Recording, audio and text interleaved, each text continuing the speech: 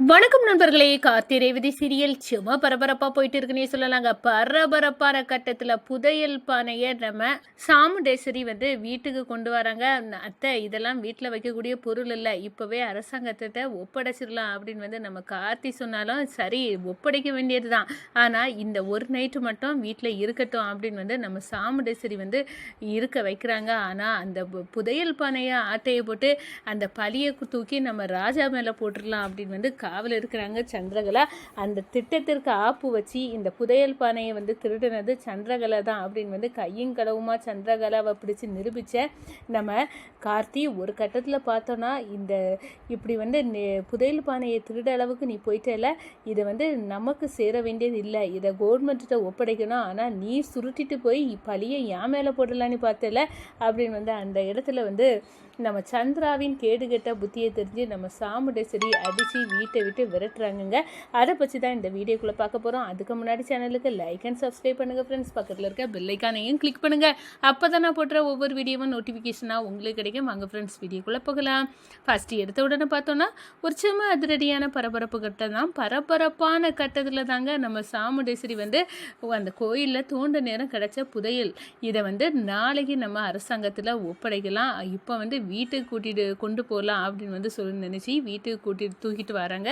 இதை பார்த்ததுமே நம்ம ராஜா, இதால் அத்தைக்கு பிரச்சனை வரப்போகுது, இதில் என்ன பூகம்பம் கிளம்ப போதோ, இது சட்டப்படி இங்கே இருக்க வேண்டிய பொருள் இல்லை, இதை சேர வேண்டிய இடத்துல சேர்த்துற வேண்டியதான் அப்படின்னு அந்த இடத்துல முடிவு எடுக்கிறாங்க. ஆனாலும் பார்த்தோன்னா நம்ம சாமுண்டேஸ்வரிட்ட, அத்தை, இந்த புதையல் பானை இப்போ நம்ம வீட்டுக்கு கொண்டு வராதுங்க, இதனால பிரச்சனை இருக்குது, இதை கொடுத்துருவோம் அப்படின்னு சொல்லி நேரம் நாளைக்கு காலையில் கொடுக்கலாம், அது வரைக்கும் இந்த ஒரு நைட்டு நம்ம வீட்டில் இருக்கிறனால இதால் எந்த பிரச்சனையும் வராது அப்படின்னு சொல்லிக்கிட்டு அந்த ரூமுக்குள்ளே, சாமி ரூமுக்குள்ளே தூக்கி வைக்கிறதுக்கு ஏற்பாடுகள் பண்ணி அங்கே கொண்டு வைக்கிறாங்க.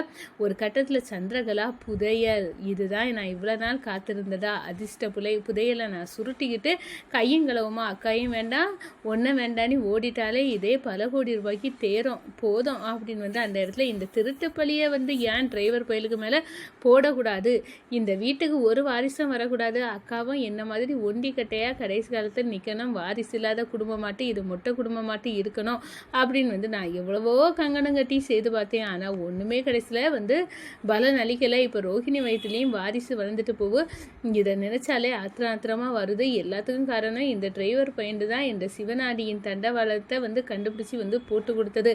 அப்படி இருக்க நேரம் இந்த டிரைவர் பயலுக்கு ஆப்பு வச்சா என்ன அப்படின்னு அந்த இடத்துல சாமுண்டேஸ்வரி டிரைவர் பையில கழுத்தை குத்தி வீட்டை விட்டு வெளியே வரட்டணும், அதுக்கு என்ன வழி கொண்டோம் அதை பண்ணனா இந்த புதையல் பானையும் முதல்ல எடுக்கணும், நம்ம சுருட்டிக்கிட்டு இதை எடுத்தது இந்த மாப்பிள்ளை, டிரைவர் மாப்பிள்ளை தான் அப்படின்னு அக்கா கறியை நம்ப வைக்கணும் அப்படின்னு அந்த இடத்துல அந்த புதையல் பானையை எல்லாரும் போன பிறகு நம்ம சந்திரகலா தூக்குறாங்க. ஒரு கட்டத்தில் நம்ம கார்த்தியை பார்த்துறாங்க, அதை அப்படியே வீடியோ ஃபுட்டேஜாக எடுத்து வச்சுறாங்க.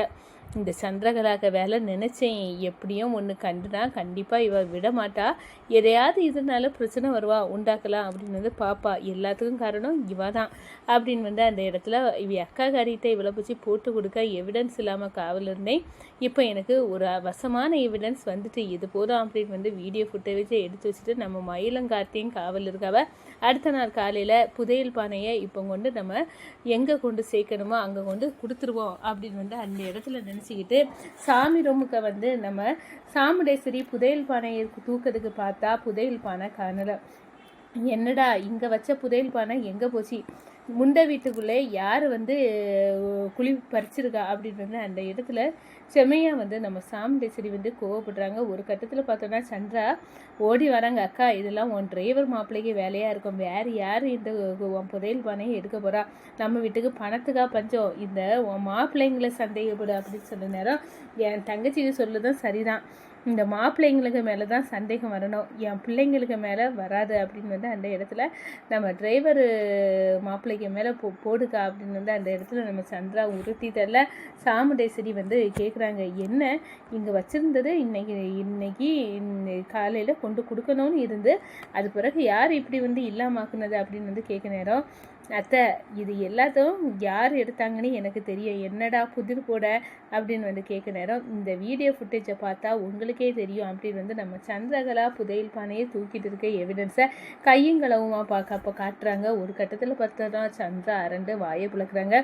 என்னது நம்ம நினச்சது ஒன்று நடந்தது ஒன்று எல்லாமே கவுந்து போச்சு, இப்போ என்ன பண்ணுவோம் அப்படின்னு வந்து அந்த இடத்துல நினைக்கிற நேரம், என்ன சந்திரா அந்த புதையலை நீ தான் எடுத்தியா, எதுக்குடி இந்த வேண்டாத்த வேலை, நீனே ஒத்தகட்ட, உனக்கு எதுக்கு அந்த புதையல், சேர வேண்டிய இடத்துல சேர்த்துடலாம், இதால் பிரச்சனை வரக்கூடாதுன்னு நினச்சா நீ என்ன பிரச்சனையில் மாட்டி விடுறதுக்காண்டி நீ ஒழிச்சு வச்சியாக்கும், எடுடி இங்கே அப்படின்னு வந்து அந்த இடத்துல புதையலை வந்து எடுக்க வைக்க, அக்கா நான் தரமாட்டேங்க்கா அது எனக்கு தான் அப்படின்னு வந்து சொன்ன நேரம், இப்போ தர போறியா இல்லையா சந்திரா, உன்னை விட போகிறதில்ல அப்படின்னு வந்து அந்த இடத்துல கங்கணம் கட்டுறாங்க. ஒரு கட்டத்தில் அக்கா உனக்கு நீ ஏகப்பட்ட சொத்து பத்து இருக்குது, எனக்கு நீ என்னதுக்கா இருக்குது, இதாவது என்கிட்ட இருக்கட்டும் அப்படின்னு வந்து சொல்ல நேரம், ஏண்டி உனக்கு இதை கொண்டு வச்சு என்ன செய்ய போகிற, இது வந்து அரசாங்கத்துக்கு சொந்தமானது, அதை சுருட்ட பார்த்துருக்கிறியடி அப்படின்னு வந்து அந்த இடத்துல ஓங்கி ஒன்றை போடுறாங்க. ஒரு கட்டத்தில் பார்த்தோன்னா சந்திரா கையில் இருந்த புதையில பிடுங்கி எடுத்து நம்ம சாமுண்டேஸ்வரி இதை கவர்மெண்ட்டுக்கு சேர வேண்டியது அங்கே கொண்டு கொடுத்துருவோம் அப்படின்னு வந்து அதிகாரிகளை கூட்டு இந்த கோயில் தோண்ட நேரம் இதில் வந்து புதையல் கிடச்சிது, இது சட்டப்படி உங்களுக்கு சொந்தமானது தான் அரசாங்கத்துக்கு அப்படின்னு வந்து அந்த இடத்துல கொடுக்குறாங்க.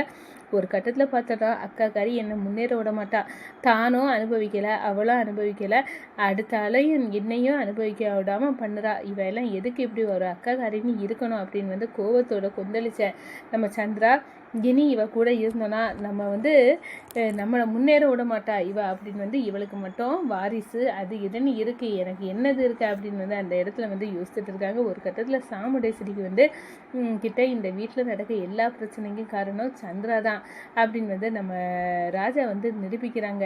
நம்ம சிவனாண்டி கூட க்ளோஸாக இருக்கமான ஃபுட்டேஜ் எல்லாம் வந்து காட்டுறாங்க. அதோட சிவனாண்டி கிட்ட ஃபோனை போட்டு இவ செய்கிற சதியெல்லாம் நான் ரெக்கார்ட் பண்ணி வச்சுருக்கேன், இதெல்லாம் பாருங்கள், உங்கள் தங்கச்சி பெரிய தில்லாலங்கடி வேணும் நீ ஏமாற்றி இந்த குடும்பத்தை வந்து அழிக்கிறா, இந்த ரோஹிணியை வயிற்றுல இந்த வாரிசு இருக்கக்கூடாதுன்னு சிவனாண்டியை தூண்டி விட்டு சதி பண்ணதான் இவ தான், இவ எல்லாம் ஒரு மனுஷியே ஆகாது, இவ உங்கள் வீட்டில் இருக்கிறது வரை உங்கள் வீடு கேடு கெட்டது தான் இருக்கும் அப்படின்னு வந்து அந்த இடத்த வெளுத்தெடுக்கிறாங்க. ஒரு கட்டத்தில் நம்ம சந்திராவின் சதியெல்லாம் வந்து புரிஞ்சிக்க ஆரம்பிச்சிட்டாங்க நம்ம சாமுண்டேஸ்வரி, இதுக்கு மேலேயும் சந்திரா இந்த வீட்டில் இருந்தால் அவ்வளோதான் அப்படின்னு வந்து அந்த இடத்துல முடிவெடுத்து, இந்த பாரு சந்திரா உனக்கும் சிவனாண்டிக்கும் தொடர்பு இருக்குது, நான் அதை வந்து பார்த்துட்டேன், இதுக்கு மேலே இந்த வீட்டில் இருந்து இன்னும் பிரச்சனையை உண்டு பண்ணாத, வீட்டை விட்டு போடி அப்படின்னு வந்து அந்த இடத்துல கழுத்தை குத்தி வெளியே தள்ளுறாங்க. ஒரு கட்டத்தில் பார்த்தோன்னா புதையலும் போச்சு வீடம் போச்சு, இப்போ அக்கா குடும்பமே எனக்கு எதிராட்டு, அக்கா மட்டுமாவது சப்போர்ட்டுக்கு நின்னா, இப்போ அவளும் வீட்டை விட்டு என்னை துரத்திட்டான், நான் விட போகிறதில்ல, இதுக்கெல்லாம் காரணமான